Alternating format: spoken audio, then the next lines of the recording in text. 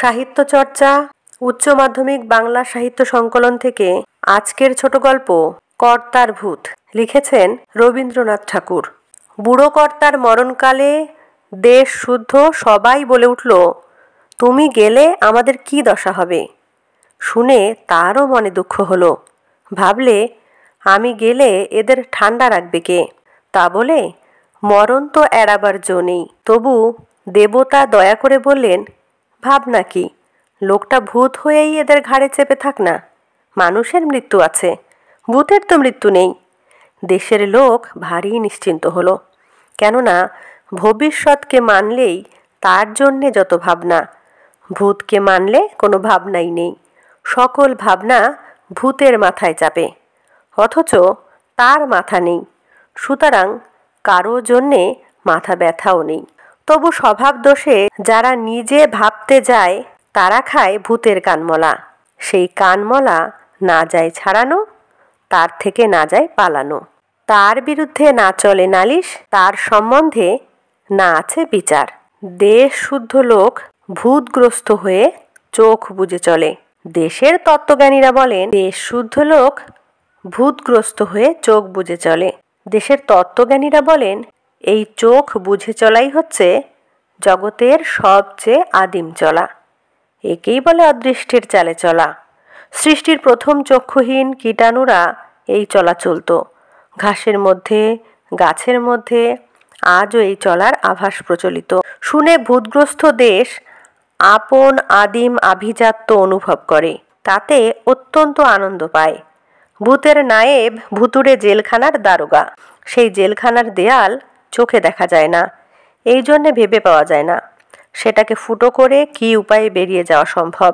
এই জেলখানায় যে ঘানি নিরন্তর ঘোরাতে হয়, তার থেকে এক ছটাক তেল বেরোয় না, যা হাটে বিকোতে পারে। বেরোবার মধ্যে বেরিয়ে যায় মানুষের তেজ। সেই তেজ বেরিয়ে গেলে মানুষ ঠান্ডা হয়ে যায়। তাতে করে ভূতের রাজত্বে আর কিচ্ছুই না থাক। অন্ন হোক, বস্ত্র হোক, স্বাস্থ্য হোক, শান্তি থাকে। কত যে শান্তি, তার একটা দৃষ্টান্ত এই যে, অন্য সব দেশে ভূতের বাড়াবাড়ি হলেই মানুষ অস্থির হয়ে ওঝার খোঁজ করে। এখানে সে চিন্তা নেই, কেননা ওঝাকেই আগে ভাগে ভূতে পেয়ে বসেছে। এইভাবেই দিন চলত। ভূত শাসনতন্ত্র নিয়ে কারও মনে দ্বিধা জাগত না। চিরকালই গর্ব করতে পারত যে এদের ভবিষ্যৎটা পোষা ভেড়ার মতো ভূতের খোঁটায় বাঁধা।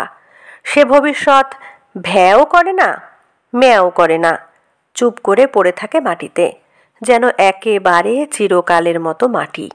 কেবল অতি সামান্য একটা কারণে একটু মুশকিল বাঁধল। সেই হচ্ছে এই যে পৃথিবীর অন্য দেশগুলোকে ভূতে পায়নি, তাই অন্য সব দেশে যত ঘানি ঘোরে তার থেকে তেল বেরোয় তাদের ভবিষ্যতের রথচক্রটাকে সচল করে রাখবার জন্যে, বুকের রক্ত পিষে ভূতের খড়পড়ে ঢেলে দেবার জন্যে নয়। কাজেই মানুষ সেখানে একেবারে জুড়িয়ে যায়নি, তারা ভয়ঙ্কর সজাগ আছে। এদিকে দিব্যি ঠান্ডায় ভূতের রাজ্য জুড়ে খোকা ঘুমোলো, পাড়া জুড়োলো। সেটা খোকার পক্ষে আরামের, খোকার অভিভাবকের পক্ষেও। আর পাড়ার কথা তো বলাই আছে। কিন্তু বর্গি এলো দেশে, নইলে ছন্দ মেলে না। ইতিহাসের পদটা খোঁড়া হয়েই থাকে। দেশে যত শিরোমণি চূড়ামণি আছে সবাইকে জিজ্ঞাসা করা গেল, এমন হলো কেন? তারা এক বাক্যে শিখা নেড়ে বললে, এটা ভূতের দোষ নয়, ভুতুড়ে দেশের দোষ নয়, একমাত্র বর্গিরই দোষ। বর্গি আসে কেন? শুনে সকলেই বললে, তা তো বটেই। অত্যন্ত সান্ত্বনা বোধ করলে, দোষ জারি থাক। খিড়কির আনাচে কানাচে ঘোরে ভূতের পেয়াদা, আর সদরের রাস্তায় ঘাটে ঘোরে অভূতের পেয়াদা। ঘরে গৃহস্থর টেকা দেয়, ঘর থেকে বেরোবারও পথ নেই। একদিক থেকে এ হাকে খাজনা দাও, আর একদিক থেকে ও হাকে খাজনা দাও। এখন কথাটা দাঁড়িয়েছে, খাজনা দেব কিসে? এতকাল উত্তর দক্ষিণ পূর্ব পশ্চিম থেকে ঝাঁকে ঝাঁকে নানা জাতের বুলবুলি এসে বেবাগ ধান খেয়ে গেল। কারো হুঁশ ছিল না। জগতে যারা হুঁশিয়ার, এরা তাদের কাছে ঘেঁষতে চায় না, পাছে প্রায়শ্চিত্ত করতে হয়। কিন্তু তারা অকস্মাৎ এদের অত্যন্ত কাছে ঘেঁষে এবং প্রায়শ্চিত্তও করে না। শিরোমণি চূড়ামণির দল পুঁথি খুলে বলেন, বেহুশ যারা তারাই পবিত্র, হুঁশিয়ার যারা তারই অশুচি। অতএব হুঁশিয়ারদের প্রতি উদাসীন থেকো, প্রবুদ্ধমিব সুপ্ত। শুনে সকলের অত্যন্ত আনন্দ হয়, কিন্তু তৎসত্ত্বেও এ প্রশ্নকে ঠেকানো যায় না। খাজনা দেব কিসে? শ্মশান থেকে মশান থেকে ঝোড়ো হাওয়ায় হা হা করে তার উত্তর আসে, আব্রু দিয়ে, ইজ্জত দিয়ে, ইমান দিয়ে, বুকের রক্ত দিয়ে। প্রশ্নমাত্রেরই দোষ এই যে যখন আসে একা আসে না। তাই আরও একটা প্রশ্ন উঠে পড়েছে, ভূতের শাসনটাই কি অনন্তকাল চলবে?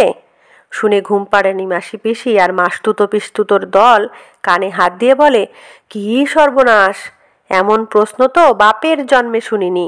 তাহলে সনাতন ঘুমের কি হবে? সেই আদিমতম সকল জাগরণের চেয়ে প্রাচীনতম ঘুমের? প্রশ্নকারী বলে, সে তো বুঝলুম, কিন্তু আধুনিকতম বুলবুলির ঝাঁক আর উপস্থিততম বর্গীর দল, এদের কি করা যায়? মাসি পিসি বলে, বুলবুলির ঝাঁককে কৃষ্ণ নাম শোনাবো, আর বর্গীর দলকেও। অর্বাচীনেরা উদ্ধত হয়ে বলে ওঠে, যেমন করে পারি ভূত ছাড়াবো। ভূতের নায়েব চোখ পাকিয়ে বলে, চুপ, এখনো ঘানি অচল হয়নি।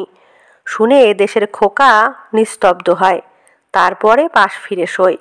মোদ্দা কথাটা হচ্ছে, বুড়ো কর্তা বেঁচেও নেই, মরেও নেই, ভূত হয়ে আছে। দেশটাকে সে নাড়েও না, অথচ ছাড়েও না। দেশের মধ্যে দুটো একটা মানুষ যারা দিনের বেলা নায়েবের ভয়ে কথা কয় না, তারা গভীর রাত্রে হাত জোড় করে বলে, কর্তা এখনো কি ছাড়বার সময় হয়নি?